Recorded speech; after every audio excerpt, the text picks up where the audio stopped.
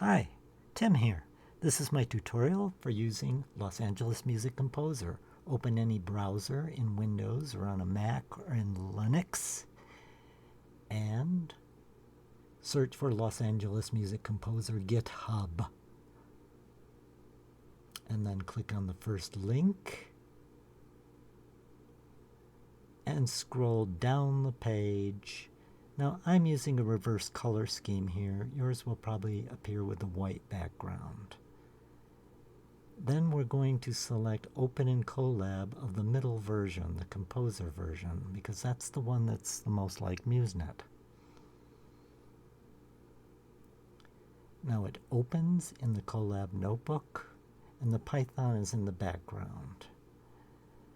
But I want to show the file directory here, so you have to click on this lowest icon over here. And now we begin loading the cells. The first one to load is this NVIDIA one. So you click on this thing below it, and then it's going to give you a warning about it not being Google, so you run anyway. It loads that rather quickly. Some of these cells will take up to 5 minutes to load, and I've speeded them up here. So install dependencies, click on that, and a little green arrow appears to the left with how long it took to load. That's good when that appears. And this is all just loading the background we need in order to use the program to compose music. Import modules. And the next one is unzip pre-trained Los Angeles Music Composer model.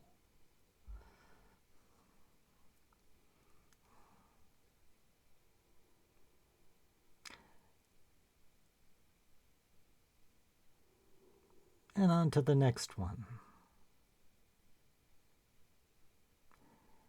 Now come the 3 last cells, which is where we start composing.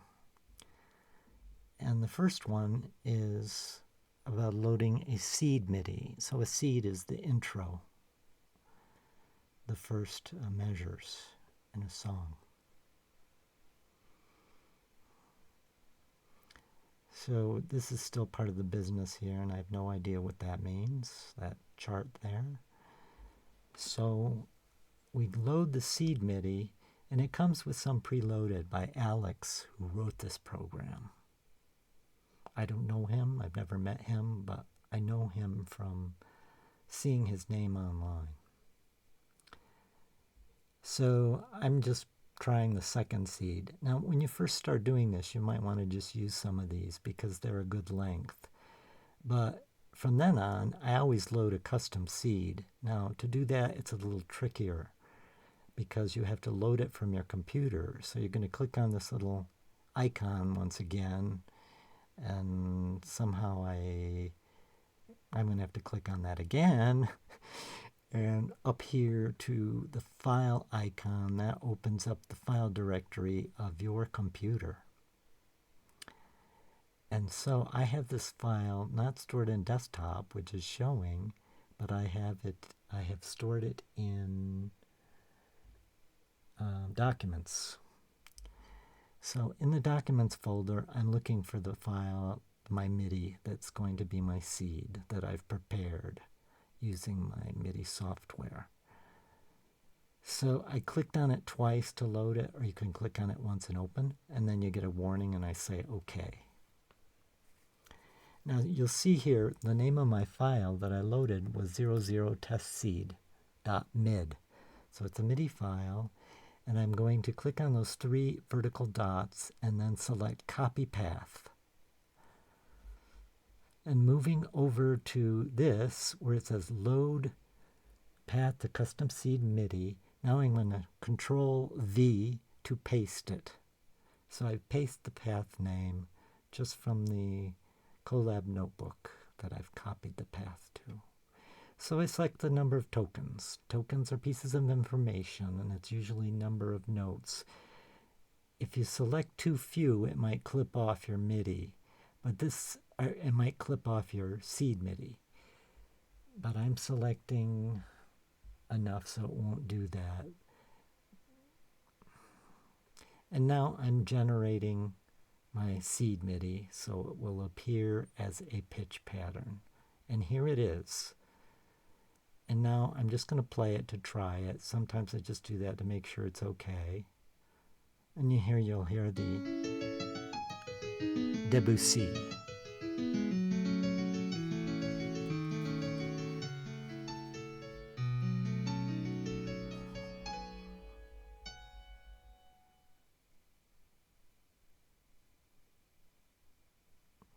And that's step 1 of 3 done.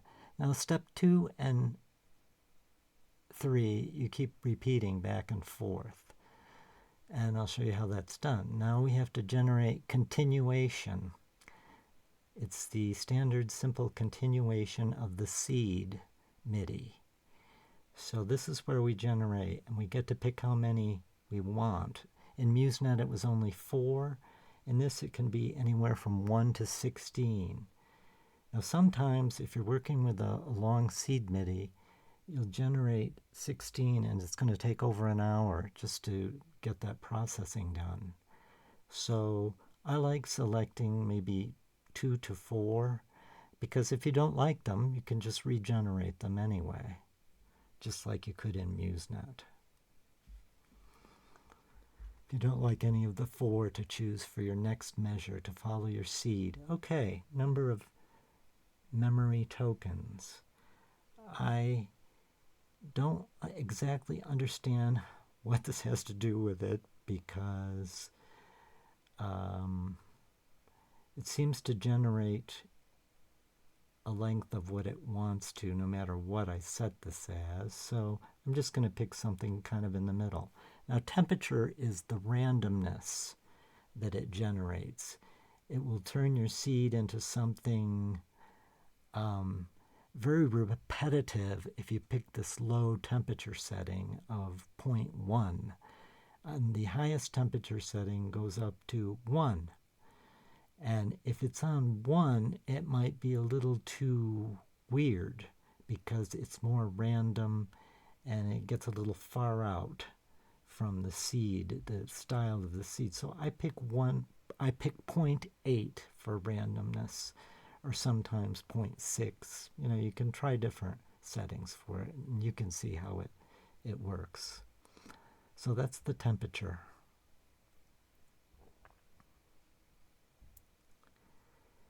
So this may take anywhere from 4 minutes to 10 minutes maybe, but probably not that much. So I've shortened it. And then, so I generated 4. So they're going to come up numbered 0, 1, 2, 3. And each one has its own pitch pattern with a play button. It's not quite like in MuseNet where you can start playing it from wherever you want. But I'm also waiting here for each of the 4 I generated also pops up in the file menu over here. So if you wanted to download them to your hard drive, you could. Now they get overwritten by every repetition. So after you've tried them, and I kind of jot down what ones I like but maybe don't want to use it as a continuation in the piece, and I can download those. So here the pitch patterns are for the 4 I generated. And what you want to do is play each one and see how it sounds, and see which one you want to save or use in your final piece when we get to step 3. So you may well, let's see, I'll get to that. I'm just showing all the ones. Now this is kind of nested within the structure here, and you have to be sure you click on that and use your scroll so that you're scrolling up and down this and not scrolling up and down the whole program, because that's a little annoying, but that's one of the things. So here are all the file names. I don't like that they're so long. I wish he'd name these shorter so I didn't need such a big space for this directory. So they've all popped in there. And you can close that by clicking on that X and open it up again by clicking this if you know you need more space at some point. And then you have to move this over to display your complete file names. That's why I did that, because there's nothing more disconcerting when something kind of disappears and you don't know how to get it back. Okay, now over here on the right is the continuation, and the left of that line is the seed. So it's not going to play through the whole seed in these generations. It's going to give you an idea of how the end of the seed was. And on to the continuation.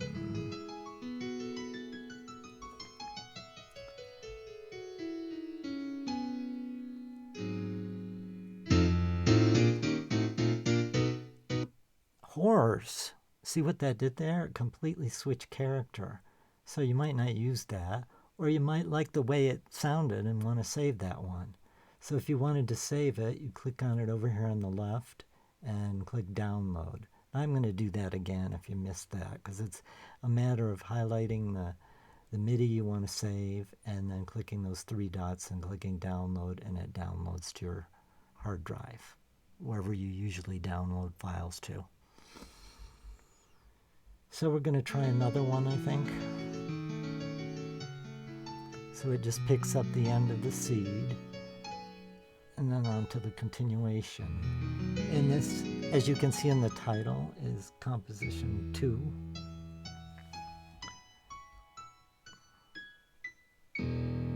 I don't play the whole thing, but you probably would if you liked it. If you didn't like it, you just move on. But I'm showing how to save it again. So you click on it, click on those three dots, it downloads to your hard drive. I'll do that again if you missed that, so don't worry about it. Now this is if you don't usually have to save your generations. Sometimes I only save 1 or 2 out of the whole thing, because sometimes I just like the generations I'm not going to use, and I want to keep those files I generated. Okay, so I think we're on to the final step here. Choose one generated block to add to the composition. Add last generated block, and then you choose the number of that block, which is in the title of the pitch pattern. And so then you're going to have to press that little thing when you want to. I'm just going back and showing you where the numbers are, and you have to put that number of the one you selected. This is the type of thing I jot down, especially if I've generated. Like one time I did 16. So I kind of auditioned them all and jotted down the ones I wanted to save, the ones I wanted to continue with. So your favorite one you'll continue with. So we've added that block. These continuations are also called batches. You get to select how many batches you want. So now this is the final thing that we're going to build on and keep repeating. It plays the whole seed intro.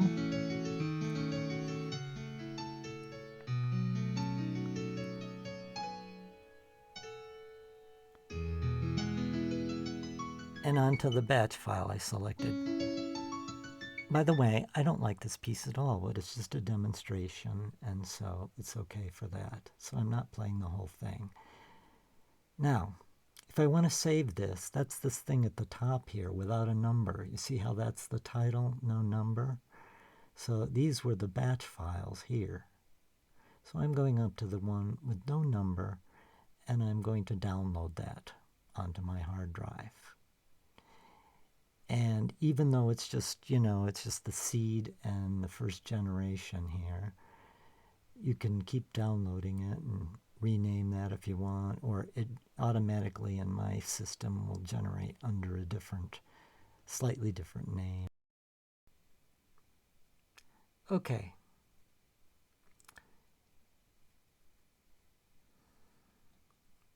Now we're going to generate our second continuation. batch of files. And this time I'm just going to generate 2, so it's a little quicker for me. And number of tokens, we'll try a fewer to see how that influences the length of the generations, if at all. Temperature will leave the same at 0.8. Okay, time to generate those continuations. So it continues on from here, where you're switching from step 2 onto the final step 3, and back to step 2, onto 3, until you're done.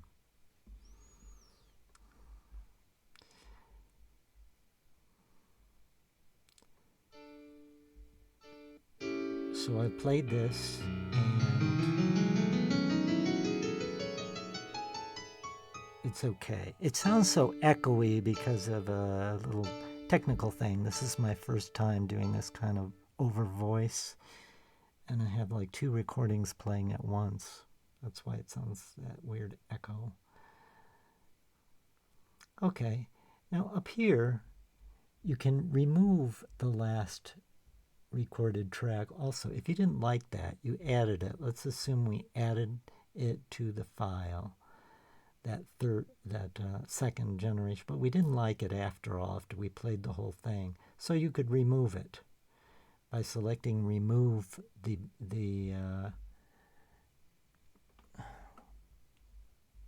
last added block, it's called. And then you have to select the batch number.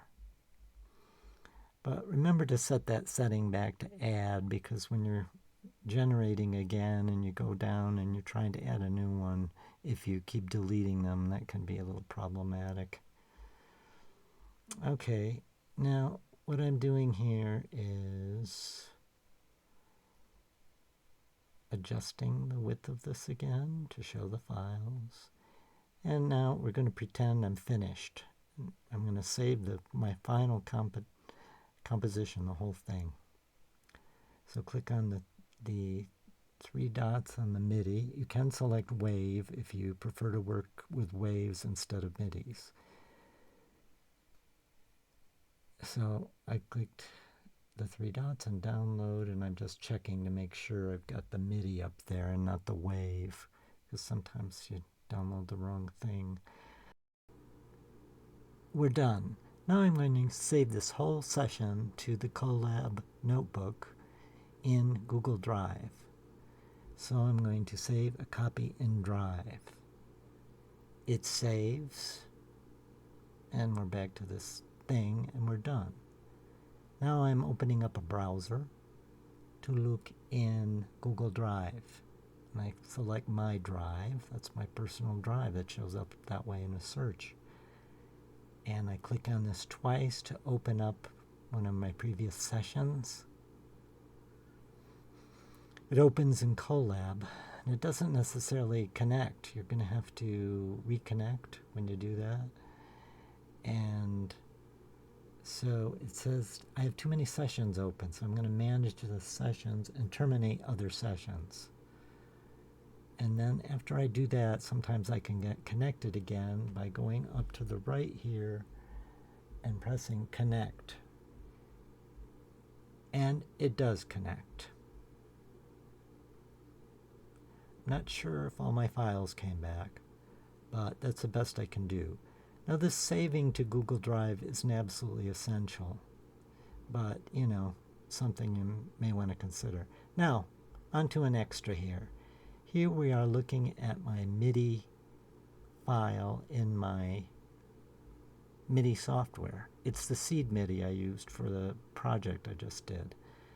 So I'm going to expand the piano roll view so we can see the velocity profile, which is down at the bottom here. These lines show the velocity the keys are pressed, which indicate the volume.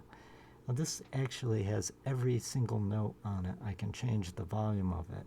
But you'll see how this profile goes up and down with these lines at the bottom the heights are different. That's a natural playing, and that's what you want in a seed MIDI, because that means your generations, when you continue it, will come out with a varied volume without each note being the same volume, which is terrible. Okay, that's it. I hope you can use this and share your experiences with it in the comments. I'll try to answer any questions, although I've only been using this a few days myself.